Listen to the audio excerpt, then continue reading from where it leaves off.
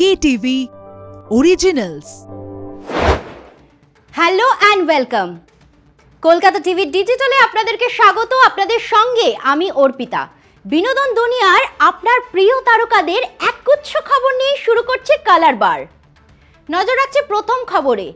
20 ফেব্রুয়ারি অনুষ্ঠিত হলো Dada Saheb Phalke International Film Festival Award 2024। Shahrukh Khan, Rani Mukhopadhyay, Kareena Kapoor খান, শাহিদ কাপুর, নয়নতারা সহ বিটাউনের এক ঝাঁক তারকারা উপস্থিত ছিলেন এই অনুষ্ঠানে। দাদা সাহেব ফালকের মঞ্চে বিজয়ীদের তালিকায় একদম প্রথমেই রয়েছে কিং খানের জওয়ান। দাদা সাহেব ফালকের মঞ্চে জওয়ানের জন্য সেরা অভিনেতার পুরস্কার পেলেন শাহরুখ খান। বেশ কয়েক বছর পর সেরা অভিনেতা হিসাবে কোনো পুরস্কার পেলেন কিং খান।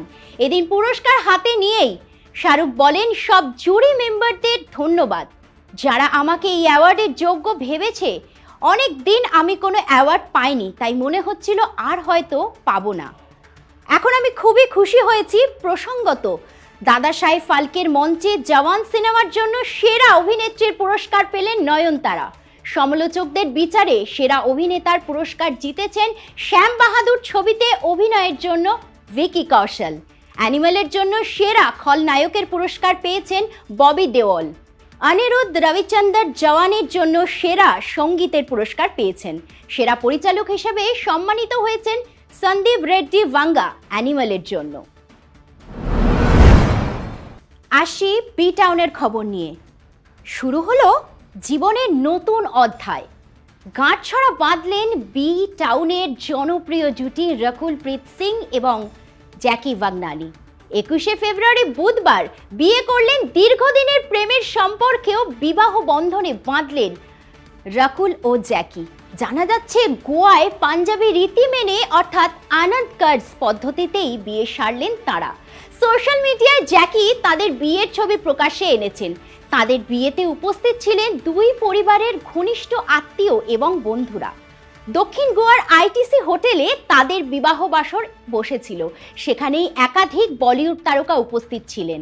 রকুল প্রীত এবং জ্যাকির বিয়েতেই উপস্থিত ছিলেন শিল্পা শেট্টি, আয়ুষ্মান খুরানা, অর্জুন খুরানা, ডেভিড ধাওয়ান, সস্ত্রীক বরুণ ধাওয়ান সহ আরো অনেকে। আসি পরের খবরে। হিন্দি ছবির জনপ্রিয় অভিনেতা নাসিরুদ্দিন শাহ স্পষ্ট কথা বলার জন্য বারবার শিরোনামে এসেছেন। সহজ সত্যি বলে কারোর কাছে হয়েছেন প্রিয়, আবার কারোর কাছে হয়েছেন অপ্রিয়। সাম্প্রতিককালে তার একটি বক্তব্য নিয়ে শুরু হলো নানান আলোচনা এবং সমালোচনা। কিছুদিন আগেই কলকাতায় একটি অনুষ্ঠানে বি টাউনের জনপ্রিয় পরিচালক অনুরাগ কাশ্যপ বলেন, বাংলা সিনেমা চলবে কিভাবে? বাংলা ছবি একেবারেই ঘাটিয়া। একটা সময় ছিল যখন বাংলা চলচ্চিত্র এভারেস্টের উচ্চতায় ছিল। হিন্দি ফিল্মের মানও পড়েছে, কিন্তু সেটা সেকেন্ড ফ্লোর থেকে নিচে পড়েছে। আর বাংলা ছবি তো এভারেস্ট থেকে সোজা নিচে, তাই দুটোর মধ্যে পার্থক্য আছে। অন্যদিকে নাসিরুদ্দিন শাহ মুম্বাইতে বসেই বলেন, গত 100 বছর ধরে একই রকম সিনেমা তৈরি হচ্ছে বলিউডে। এতগুলো বছর পেরিয়ে গেল, বিশেষ কোনো বদল নেই। একই ধাঁচের গল্প এবং বানানোর পদ্ধতিও একই রকম। ঠিক এই কারণেই হিন্দি ছবি দেখা বন্ধ করে দিয়েছি। তিনি আরও জানান, হিন্দুস্তানি খাবার সর্বত্র প্রশংসা পায় কারণ তার গুণগত মান ভালো। হিন্দি ছবিতে সেরকম কি আছে? এটা ঠিক, সর্বত্র হিন্দি ছবি দেখছেন দর্শক। তাঁরা ছবি দেখে তাৎক্ষণিক প্রশংসা করলেও কিন্তু কিছুদিন পরে সেই ছবি দেখে বোর ফিল করেন, কারণ ছবিগুলোর মধ্যে আসলে কিচ্ছু নেই। প্রতি বছর অনেকগুলো হিন্দি ছবি মুক্তি পায়, কোনোটি আবার ভালো ব্যবসাও করে, কিন্তু বাণিজ্যিকভাবে সফল মানেই তো এই নয় যে সিনেমার গুণগত দিক ভালো। বর্ষিয়ান অভিনেতার এহেন মন্তব্যের পরেই নেটপাড়ায় জোর শোরগোল পড়ে গিয়েছে। আসি পরের খবরে। সম্প্রতি জানা গেল ফারহান আক্তারের ডন ফ্র্যাঞ্চাইজিতে অভিনেতা রণবীর সিং এর সঙ্গেই অভিনয় করবেন বলিউডের জনপ্রিয় অভিনেত্রী কিয়ারা আডবাণী। প্রাথমিকভাবে যদিও প্রিয়াঙ্কা চোপড়া, দীপিকা পাডুকোনের নাম শোনা গিয়েছিল রণবীরের বিপরীতে অভিনয়ের জন্য, কিন্তু সম্প্রতি ফারহান সোশ্যাল মিডিয়ায় একটি ভিডিও শেয়ার করে জানিয়ে দিলেন, ডন 3-তে রণবীর সিং এর সঙ্গেই ডন 3-তে জুটি বাঁধছেন কিয়ারাই।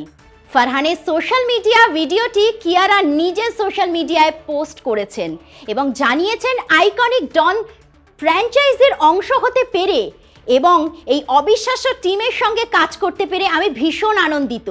আমরা একসঙ্গে এই জার্নি শুরু করছি, আপনাদের সকলের ভালোবাসা সমর্থন চাইছি।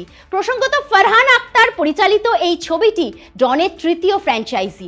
ফারহান আক্তার এবং রিতেশ সিধওয়ানি পরিচালিত এই ছবির আগের দুটি ছবি অনুরাগীদের বেশ পছন্দ হয়েছিল। এবার ডন 3 এর পালা। জানা যাচ্ছে চলতি বছরেই আগস্ট মাস থেকে শুরু হচ্ছে এই ছবির শুটিং। আসি আবারও বলিপাড়ার খবর নিয়ে। বড়ে মিয়া ছোটে মিয়া এই ছবির নাম শুনলেই হিন্দি ছবির দর্শকদের সেই অমিতাভ বচ্চন গোবিন্দার ব্লকবাস্টার ছবির কথাই মনে আসে।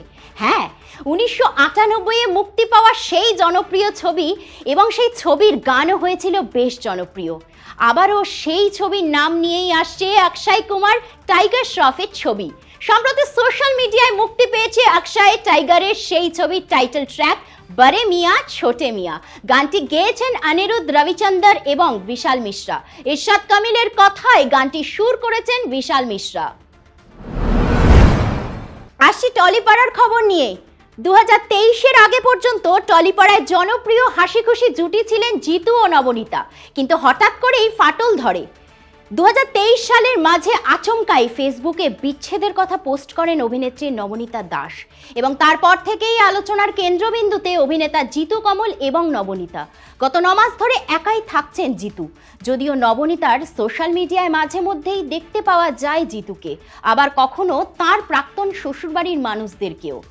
স্বাভাবিকভাবেই ছবি দেখে অনেকেরই ধারণা হয়তো মিটমাটের পথে হাঁটবেন তাঁরা, কিন্তু না, তেমন কোনো সম্ভাবনা নেই। আর আইনত বিচ্ছেদ হয়ে গিয়েছে জিতু নবনীতার। জানা যাচ্ছে গত 17ই নভেম্বর বিবাহ বিচ্ছেদ হয়েছে তাঁদের। জনপ্রিয় এই জুটির বিচ্ছেদের খবর অনেকেরই মন থেকে মেনে নিতে পারছে না। হাসি খুশি এই জুটি আবার এক হোক, সোশ্যাল মিডিয়ায় জিতু নবনীতার উদ্দেশ্যে এমনটাই বার্তা অনুরাগীদের। আজকের কালার বার এই পর্যন্তই। দেখা হচ্ছে পরবর্তী এপিসোডে। আমাদের এই স্পেশাল বুলেটিন কেমন লাগছে কমেন্ট করে জানান আমাদের ফেসবুক পেজে, ইউটিউবে এবং এক্স হ্যান্ডেলে। তাছাড়াও ফলো করতে ভুলবেন না আমাদের website Kolkata TV online. Kolkata TV, রাত দিন 7 দিন।